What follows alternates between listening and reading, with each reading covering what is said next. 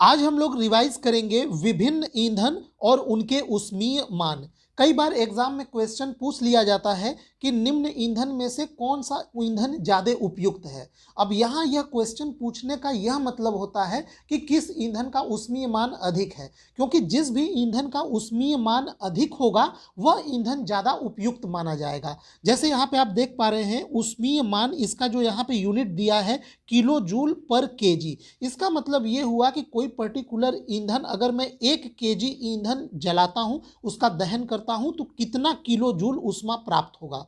तो अब जरा सोचिए आप कि अगर किसी ईंधन को हम लोग उसका दहन कराते हैं, जलाते हैं, तो अगर सभी का हम लोग बराबर मात्रा 1 केजी ले, तो जिस ईंधन से हमें ज्यादा ऊष्मा प्राप्त होगा वही ईंधन सबसे उपयुक्त माना जाएगा। उसी को उसका ऊष्मीय मान कहते हैं। तो कई बार एग्जाम में यह पूछा गया है कि आपको इसमें से 4 ईंधन दे देगा, जैसे डीजल दे दिया, मिट्टी का तेल दे दिया, सीएनजी दे दिया और मान लीजिए हाइड्रोजन दे दिया, और पूछ दिया कि इसमें से किस ईंधन का ऊष्मीय मान सबसे अधिक होता है। अगर ऐसा पूछ दिया तब तो ठीक है। कभी कभी ऐसा भी पूछ सकता है कि इसमें से कौन सा ईंधन सर्वाधिक उपयुक्त है।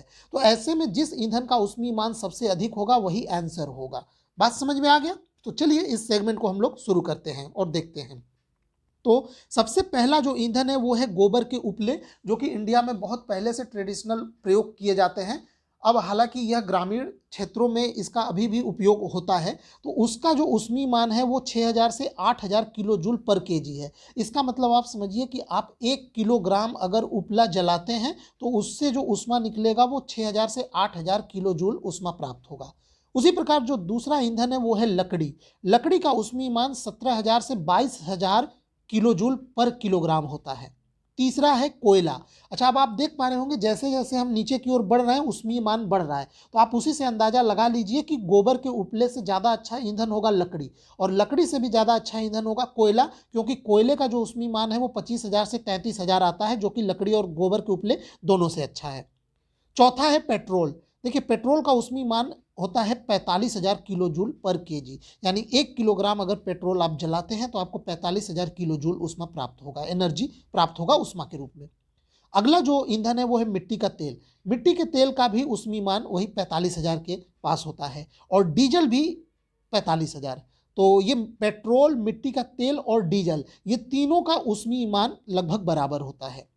अगला है मीथेन। मीथेन का ऊष्मीय मान 50000 किलो जूल प्रति किलोग्राम है। तो मीथेन देखा जाए तो ये ऊपर के जितने भी ईंधन है उनसे अच्छा ईंधन माना जाएगा। उसके बाद आता है सीएनजी। सीएनजी का भी ऊष्मीय मान 50000 ही आता है। और फिर आता है एलपीजी, और एलपीजी का ऊष्मीय मान होता है 55000 किलो जूल पर किलोग्राम। तो देखा जाए तो एलपीजी, सीएनजी, मीथेन, डीजल, मिट्टी का तेल, पेट्रोल और कोयला, लकड़ी और गोबर के उपले से ज्यादा अच्छा ईंधन है। एलपीजी से भी ज़्यादा अच्छा ईंधन है जैव गैस, और इसका उसमें मान नहीं नहीं सॉरी, ये बीच में आ गया है। हालांकि ये 35000 से 40000 दिया गया है। तो अगर आप देखें ये जैव जैव गैस अगर देखा जाए तो ये कोयला और पेट्रोल के बीच में आना चाहिए था। ठीक, तो आप लोग इसको याद रखिए, जैव गैस को आप लोग ये कोयला और पेट्रोल के बीच में रखिएगा। इसका उसमें मान 35000 से 40000 किलो जूल पर किलोग्राम है। और जो सबसे अच्छा ईंधन है वो है हाइड्रोजन, क्योंकि हाइड्रोजन का ऊष्मीय मान सबसे ज्यादा होता है 1,50,000 किलोग्राम किलो जूल पर किग्रा, जो कि सबसे ज्यादा है, बहुत ज्यादा है। इसीलिए आजकल हाइड्रोजन फ्यूल, इसको सबसे क्लीन फ्यूल भी बोला जाता है। इससे प्रदूषण कम होता है। देखिए जिसका उसमें मान ज्यादा होगा इसका मतलब उसका दहन सबसे अच्छे से होता है, और दहन जब अगर किसी भी ईंधन का अच्छे से होगा तो उसमें से कार्बन मोनोऑक्साइड, कार्बन डाइऑक्साइड, इस प्रकार के गैसेस नहीं निकलेंगी, कम निकलेंगी। गोबर के उपले से सबसे ज्यादा कार्बन डाइऑक्साइड, कार्बन मोनोऑक्साइड, इस तरह की गैसें निकलेंगी, क्योंकि इसका उसमें मान अच्छा नहीं है, यानी उसका दहन अच्छे से नहीं हो सकता।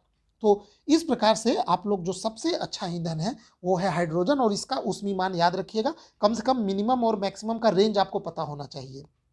ठीक, 1,50,000 और यहाँ पे 6000 से हम लोग शुरू किए। तो इस सेगमेंट में बस इतना ही। उम्मीद करता हूँ आपको ये पसंद आया होगा। वीडियो देखने के लिए आपका बहुत बहुत धन्यवाद।